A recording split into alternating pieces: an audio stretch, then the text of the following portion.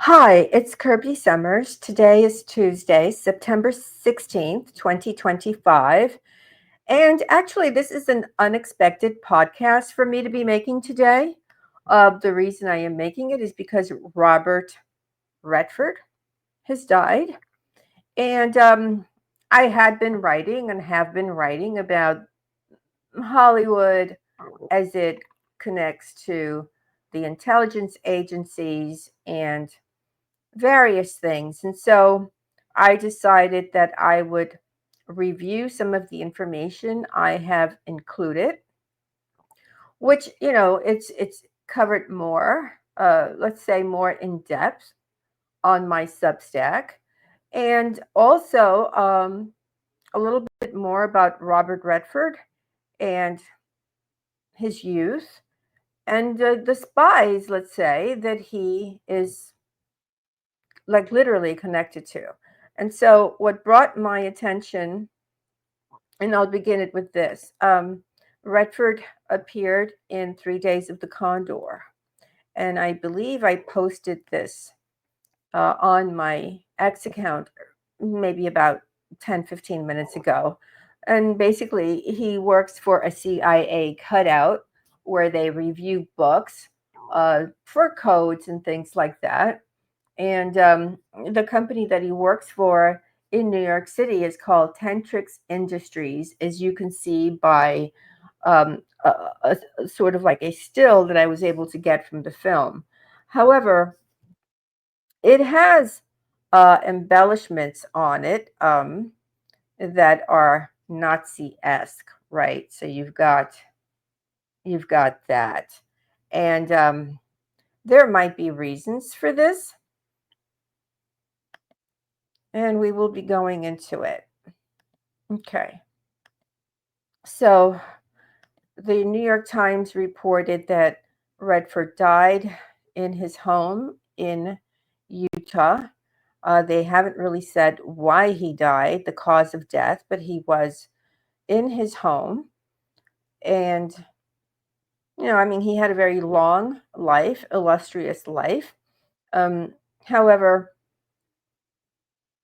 I'm going to share some of the information from his youth and then connect him with the information that I've been sharing on my Substack regarding the spies that sort of are in Hollywood, so on and so forth.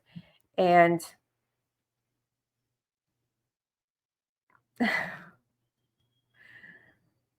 okay, well, so in his youth, his real name, frankly, is not Robert Redford. I don't know how many of you know this, but he was born Charles Robert Redford Jr. on August 18th, 1936, in Santa Monica, California. His parents, Charles Redford and Martha Hart, were married 3 months after he was born. Um, Early in his career, the film, let's say, it was kind of run by these large Hollywood conglomerates. So in his case, it was 20th Century Fox. They basically said that he was born in 1937. Uh, I don't know why they made such a big deal about just shaving 1 year off of his resume, let's say, but they made him 1 year younger than he really was, which was repeated almost ad nauseum. So his father worked as a milkman who became an accountant and eventually was employed by Standard Oil. Now, Standard Oil, for those of you in the know, that's a Rockefeller concern. And Standard Oil is one of the large companies, again, involved with propping up the whole Nazi situation. And I can't really get into that on this platform.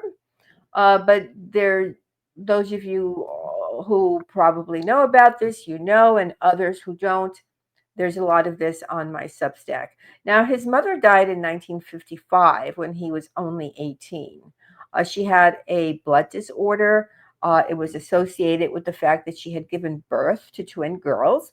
They lived a very short while, and then it left Redford as the only child. Later in life, in dozens of interviews, he told and retold the story of his youth, as this kind of backdrop. He liked to cast himself in memory as a juvenile delinquent, and he mentioned that he was in gang fights, so on and so forth. I'm looking at him and one of the early images from his younger days, and he doesn't really give off the kind of vibe that would be associated with somebody in a gang fight. However, put a pin in that, and if I forget to circle back to that, remind me in the comments section and I'll respond. Okay. Um, so he talked about gang fights. Other times he said that he stole hubcaps from cars and that he spent like a night in jail, and that his biggest fear was that he was going to end up to be a bum. All right. Um, the possibility of looking for work, now it kind of starts going into the fact that when he was 15, so now we can look at him as a young, good looking teenager. Sort of, he's already in LA, and now at the age of 15, he is basically looking for stunt work. All right. Okay, and the school that he goes to, he basically is friends with children of the screenwriter Robert Rosen, who wrote The Hustler, the actor Zachary Scott, who wrote Mildred Pierce. And about Mildred Pierce, I've got a very long article in my Deconstructing Wexner series, which is very likely in my book. Merchant of Death, Leslie Wexner, about Joan Crawford and how she worked with the intelligence agency in cultural conditioning, uh, with fashion and clothing and things like that. He also basically kept company with the children of MGM's President Dore Sherry. So in 1959, Sherry produced a Broadway play, The Highest Tree, and that's really where it is claimed that Redford had one of his first stage roles. Now, he died in the mountains outside of Provo, Utah.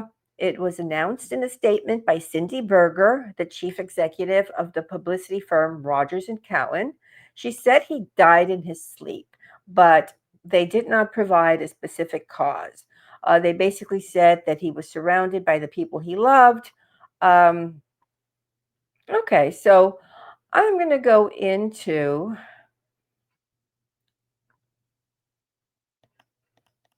the fact that among the people that he worked with uh, was a man that I have written about, and that would be Sidney Pollock. And I'm going to bring up an image of Sidney Pollock right here with his wife at some years ago. And Sidney Pollock basically came to my attention when I was doing a deep dive on Arnon Milchan, who we know his front as a Hollywood producer. It was just that. It was a front, and really he was a Mossad operative. However, Sidney Pollock was also outed as having the very same role as that of Arnon Milchan. Uh, And Pollock, in turn, had a very special relationship with Robert Redford, whom he directed in 7 films, including Out of Africa, The Way We Were, as I said earlier, 3 Days of the Condor. And, Robert Redford was interviewed when Pollock died, and at the time when he died at the age of 73, and basically he said that they had known each other for about half a century. They met on a film in 1960. It was a low budget black and white independent film called War Hunt. He was an actor, I was an actor, It was the first film I ever acted in. He and I became friends, and we became what I call kindred spirits. That I thought was interesting because, as I said, Pollock was a spy. And we're beginning to see that there is almost no separation between Hollywood actors, Hollywood in general, and the intelligence apparatus. So, just I believe on Sunday, I uploaded again an article where I share how basically most of the films that are produced, unless you're just a small guy and you're just doing this for yourself and you manage to get a deal somewhere, that they're basically produced for the intelligence apparatus of the United States. And before you start saying we know that, frankly, most people don't know that. Most people do not know that when they pay a lot of money to go to the movies, that basically they're paying for propaganda. However, Robert Redford clearly knew this because of what I'm going to share with you about Hollywood spies, okay? Um, so Arnon Milchan was sort of the first big guy to be outed, and he was the producer behind Pretty Woman, Fight Club, and I'm going to circle around to what I started with here. So when we go to Robert Redford's early days and he talks about fighting kids in the street, Fight Club is a movie made by Arnon Milchan starring Robert Redford's, let's say, the guy who preceded him. Okay. And I'm going to leave it to you to fill in that blank. I'm sure you guys know who I'm talking about. If you know the answer, please write it down below. Okay. And then he wrote LA Confidential as well. And there are many more. Now, information on Milchan, it was kind of kept online. Uh, Other leaks about Hollywood A-listers with cloak and dagger double lives, however, have been scrubbed.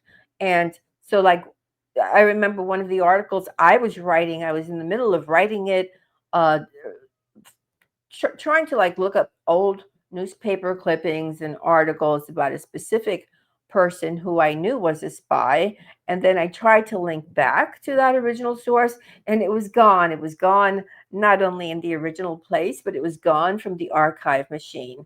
So, but Sidney Pollock was born in 1934. He died in 2008. He was a spook. His main gig, as a front, was as a movie producer.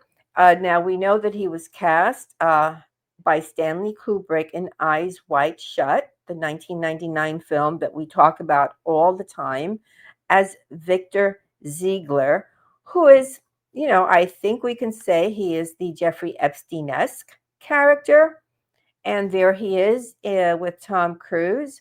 Um, and typically from this photo, we can see that the pool table, which normally would be green, is red for the obvious liquid that is in our bodies. And I'm going to try not to say what that liquid is, but you guys are very smart and you are following what I am saying. So he was cast in that role. But we have, in order to understand something about Pollock, now, it has been disclosed that, as I said earlier, that he was a spy, but he was also a gun runner.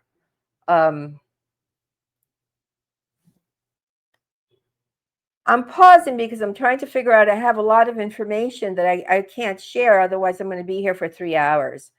Um, so basically, what happened was when the news about Milchan came out and everyone was talking about nuclear triggers. This is before what happened in Israel 2 years ago, by the way. Milchan at the time was 68. He said he was recruited to Israel's Bureau of Scientific Relations, a secretive organization founded to supply the nation's nuclear program in the 1960s by Perez. Okay, so that would be the one-time prime minister of Israel. Then he was the owner of a pretty successful fertilizer company. I'm talking about Milchin. He said that he aided the Bureau in obtaining scientific and technical information for confidential defense programs. And that sounds very similar, by the way, to what Robert Maxwell, who was Ghislaine's father, did in supplying information that goes beyond just scientific stuff. I mean, I have information that I discovered by deep diving in FBI files from the 1950s, showing that he had also connections with nuclear information that was being passed on, and he was developing contacts in that field. I have also stated that Meshulam Riklis, who was the father of my abuser, also did the same um, with another one of Israel's prime ministers, and actually had been involved with the Kennedy family from day one. And before I end this podcast, we will be revisiting Kennedy as it connects to all of this. I mean, everything is like you really can connect everything, and then you have to analyze the undercurrent of these things.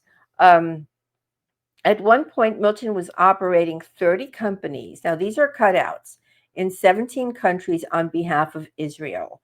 And but nobody really knew that Sidney Pollock, who was known as an actor and a director, like again, like They Shoot Horses is one of those films.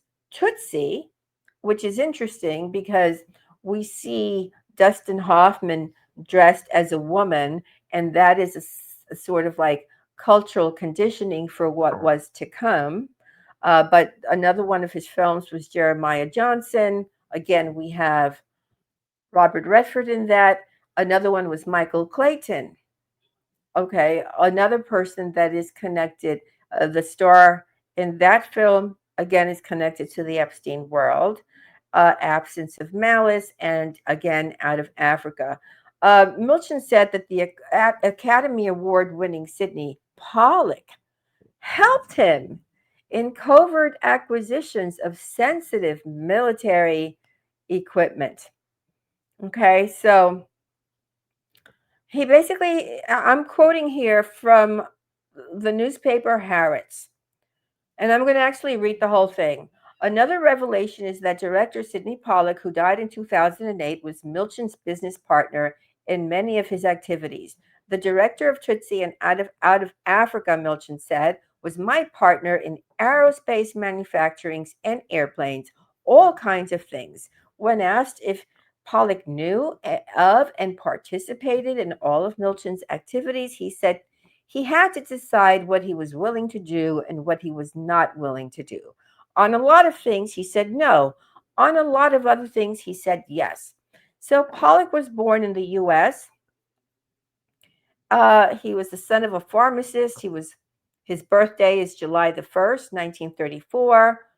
He was born in Lafayette, Indiana, and he moved with his family to South Bend.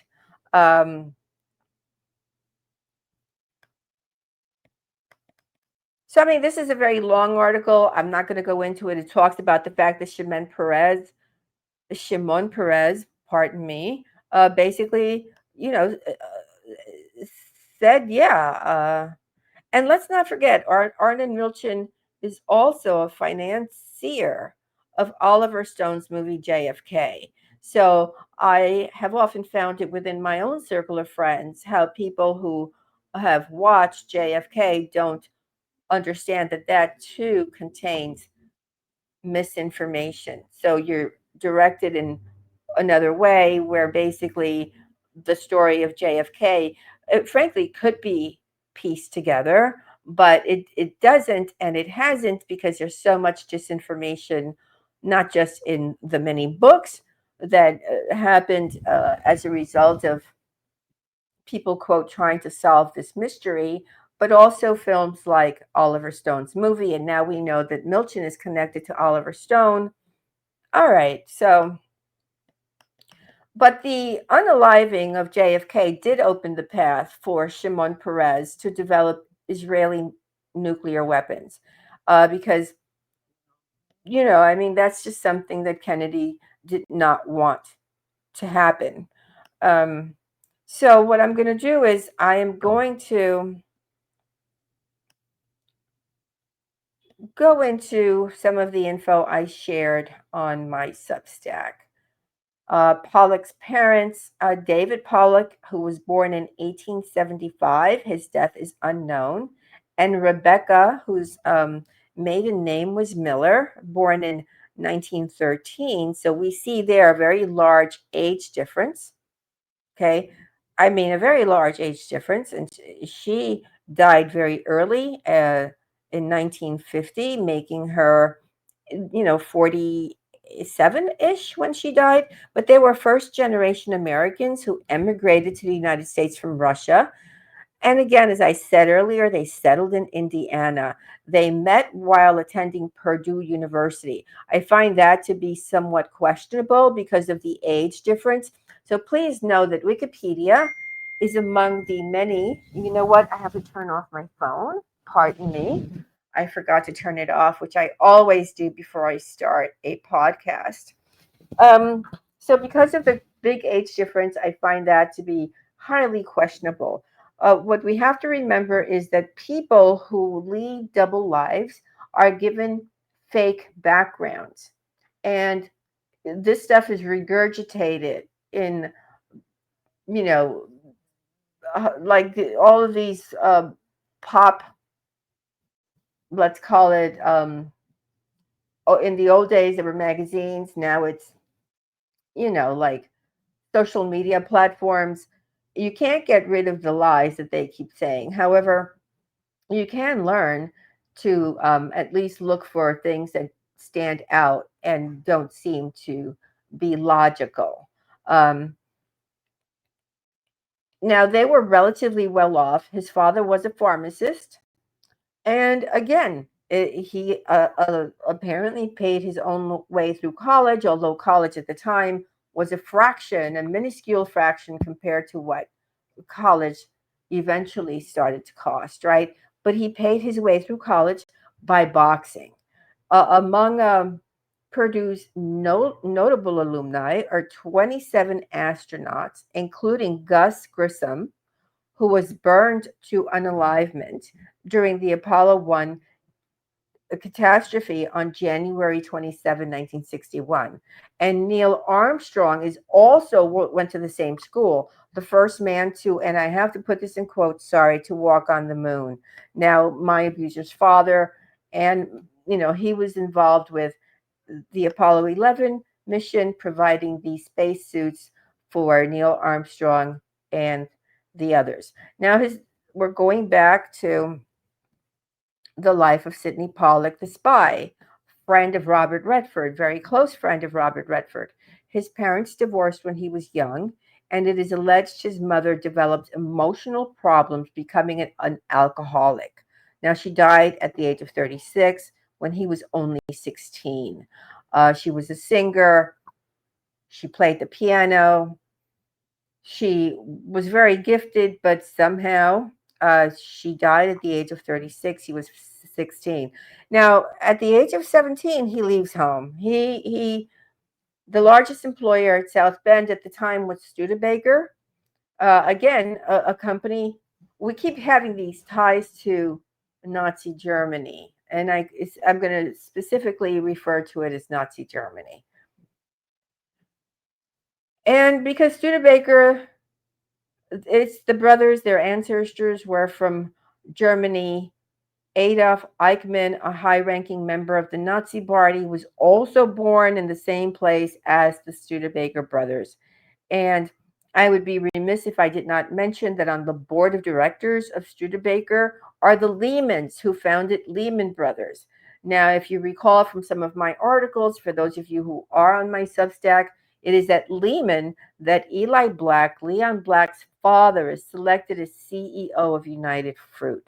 All right, so in 1951, Pollock moves to New York. He settles into the West Side YMCA, and immediately begins his training as an actor. So at that time, adult men were in the habit of swimming nude next to little boys at the Y. Now, I know about this in New York. I don't know if it was a widespread practice among YMCA, but in New York, they were swimming nude until this was stopped in 1970. So, I mean, it was only stopped 75 years ago. No, 55 years ago. Okay. And it's also a place where people shared a bathroom. It just looks like it was a low rent kind of place. Um, so he had a very interesting and very fast rise to, let's call it, fame. So from my article, I write from the word go, Pollock was very lucky as he found himself with two people with intriguing origins and connections of their own.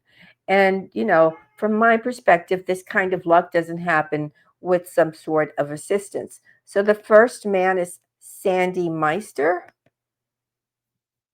Now, if you do deep dives on all of these people, you will find um, unusual information. Okay. But again, you will find the generic story. So you have to be careful about what you read and what you believe. So supposedly, Pollock answered a newspaper ad for an acting school run by Sanford Sandy Meisner, born in 1905, died in 1977, and his career was off and running.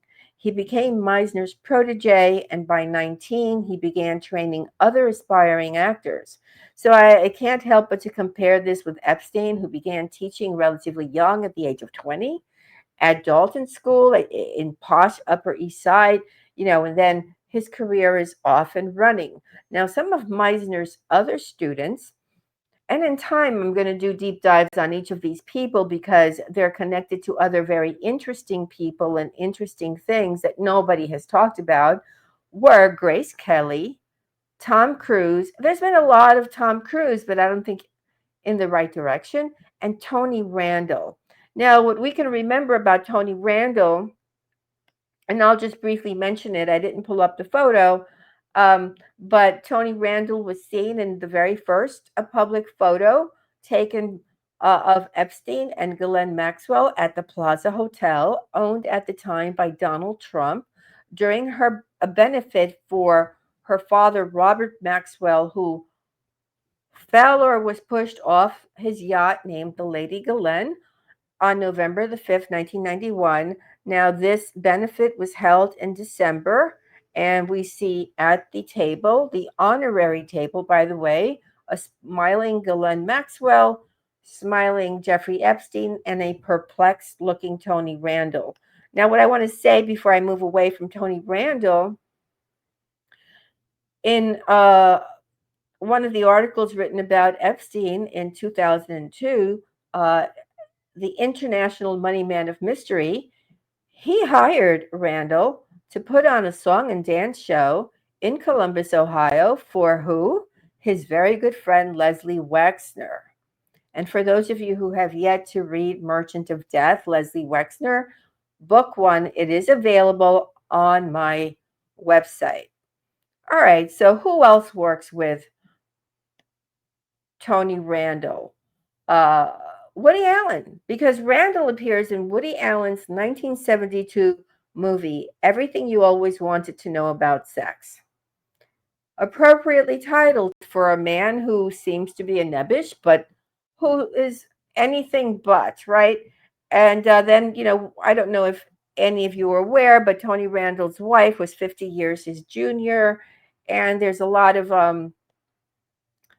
there are a lot of rumors about Randall's private life, which maybe um, are not true. I don't know. I haven't looked that deeply into Tony Randall. If you have, please comment below that he kind of preferred the male, let's say the male side of the equation.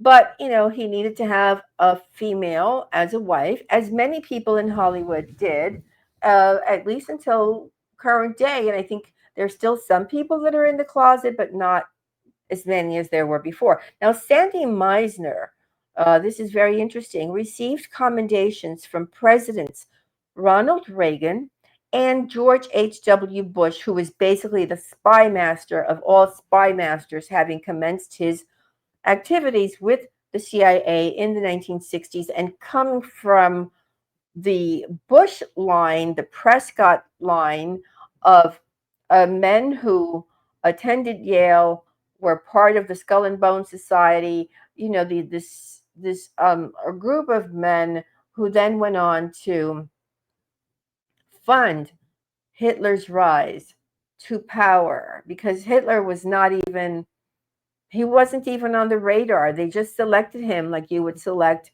an actor. And if you don't know that, again, come to my Substack. I share everything. But he also received a commendation from Bill Clinton, who we know is very much part of the Epstein story. I'm going to skip over the information I have between Woody Allen and Epstein. However, those of you who are members, you can just pull this up. And I'm going to try to just continue on with Sandy Meisner and how Robert Redford's very good friend, sometimes, truth is very stranger than fiction. Sidney Pollock um, had such an astounding career and reached the heights of the heights. And then, of course, you got to wonder about not just the person whom I just shared with you as information about Sandy Meisner, but also the second person that helped him, John Frankenheimer. Now, clearly, from his name, we know that he's from Germany. Do we know his real background? I don't think so. He was born in 1930, 2000, and he died in 2008. Typically, he's described as a film and television producer, but he became the second most important influence in Pollock's life. And Pollock will later say he arrived in Hollywood and I'm going to use his words, which is there. It just goes to show you how they put out these false stories. In the same random way, having been sent by Frankenheimer after working with him on Playhouse 90. Now, Playhouse 90 was like a collection of television scripts written by Rod Sterling of Twilight Zone fame. Now, again, those of you who follow me on Substack know that Twilight Zone is very much connected with Epstein, and I have written about that. Just type in Twilight Zone, and it might take you to the articles where I include that. So one of the things that I want to include here before kind of giving you some time to think about the information I have shared is that Frankenheimer became a very close friend of then Senator Robert F. Kennedy. And Frankenheimer, one of his films was The Manchurian Candidate in 1962. We know that Roman Polanski, Robert Evans, who's a very important character as it pertains to a lot of mysteries and a lot of unalivements and some, let's say, mystical things. I can't use the other word. But Sharon Tate and her husband, Roman Polanski, they were all at John Frankenheimer's house. The guest of honor was Robert F. Kennedy, and that's the day before he was unalived at the Ambassador Hotel. And so we have Frankenheimer, Manchurian Candidate, Sirhan, who is believed to have been the Manchurian Candidate. And, like all of my books and all of my articles, they interweave and interlock, because in my latest book, Gerald Ford, MK Ultra, again, book 1 is available on my website. We know that there's a lot of stuff that's still connected to MK Ultra, which is a real thing. Anyone who dismisses it as not being a real thing um, is sort of missing the point. What I want to now go back and share with you is okay, so here we have Roman Polanski and Sharon Tate, the horrific day when Robert F. Kennedy was unalived. This is Frankenheimer. And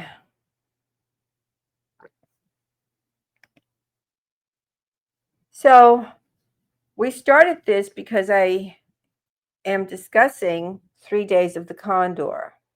Now I'm going to see if I could do 3 Days of the Condor and then explain other things to you. I'm going to see if I can sort of do this while I am on the platform without getting kicked off. Okay. So 3 Days of the Condor is a 1975 American spy thriller directed by Sidney Pollock and starred Robert Redford, Faye Dunaway, Cliff Robertson, and Max von Sydow. It was set mainly in New York City and Washington, D.C., and the film is about a bookish CIA researcher who comes back from lunch one day to discover his co-workers murdered and then subsequently tries to avoid his own murder and outwit those responsible and try to understand their motives. So, yeah, I mean, he works at a place, the American Literary Historical Society in New York City, which is like a cutout for the CIA.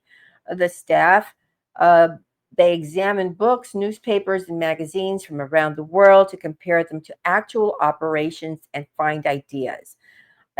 He plays a guy by the name of Joe Turner, who files a report to CIA headquarters on a thriller novel with strange elements that has been translated into many, many different languages, despite the fact that it has really poor sales. So he's wondering, well, what is it about this book? So when he leaves through the back door to get lunch for himself and the staff, there are armed men. These are sent by the agency to unalive everybody there because apparently they're very close to knowing something. Now, at the time, the New York City headquarters, as it was portrayed in this film, is, and I don't know if a lot of people ever caught this, but it is inside the World Trade Center. And so he calls them from a phone booth, and he's given instructions as to where to meet someone to take him to safety, but he doesn't believe anyone. So I just want to just find something else, and just give me a second.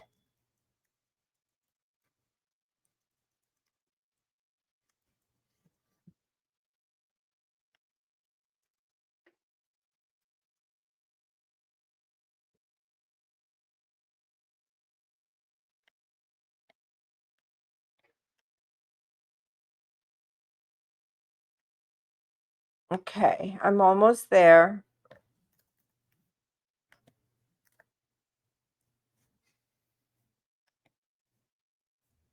Okay. And let me just try to put that back up so that we can. So I'm going back up to his ID badge. And if you look at the upper left-hand corner where he's holding it, it's going to show the German SS, which is, I'm probably going to mess up the pronunciation of this, but it's the SS insignia, and it's called the Schutz, Schutzstaffel, and it's basically was a major paramilitary organization under Adolf Hitler and the Nazi Party in Nazi Germany, and later throughout German occupied Europe during World War II. So That's the sign. Now, there's something else that happened that some people think, oh, well, this could be an explanation for why the film, number one, was named 3 Days of the Condor, with Condor being the operative word, and why the Nazi symbol was on Robert Redford's thing. Now, Operation Condor was a real thing. You can look it up. So, declassified documents reveal that the United States backed Augusto Pinochet, who was the dictator in Chile, using Nazi training and support for Operation Condor activities. So, a top secret report from 1975 to the United States Foreign Relations Committee reveals that the United States backed Augusto Pinochet. And by the way, I just want to insert here that the attorney for Augusto Pinochet became Prince Andrew's attorney. Like, fact is stranger than fiction all the time. And that Pinochet had the help of former Nazis in training and supporting his Operation Condor activities. Now, the declassified report released on December 1st by the Obama administration describes the extensive ties between a Nazi colony based in southern Chile and the notorious Chilean Secret Service DINA, which helped create and operate the deadly multi state Operation Condor intelligence operation designed to destroy opposition. This is crazy. To US backed right wing regimes in Latin America. Now, it goes on and on. You can read about Operation Condor on your own, but, you know, it kind of explains uh, uh, in deep detail, going into the lives of who his Robert Redford's friends were, his business colleagues, who he did films for, uh, the odd. When you watch any film, really any film, there are clues interspersed in these films. You kind of have to become somebody like me who doesn't watch films. I can't watch films anymore for entertainment purposes. I watch films for studying so that I can bring you a deep analysis of certain things. But Redford had a very long career. He was left to do his own thing. He was, you know, he had his own thing. I mean, and so you have to wonder, when somebody has the longevity that somebody like Redford had, uh, you then have to wonder, and did you wonder, by the way, I'm just very curious as we're wrapping this up, did you ever wonder why Redford had such longevity? Sure, he was good looking. Um, he was presented to the world as this all American, handsome, blonde guy, which brings us back to the theme of eugenics, very popular in the United States during the years 1900 to 1940s. So it did not begin, let's say, during World War II. It began long before that.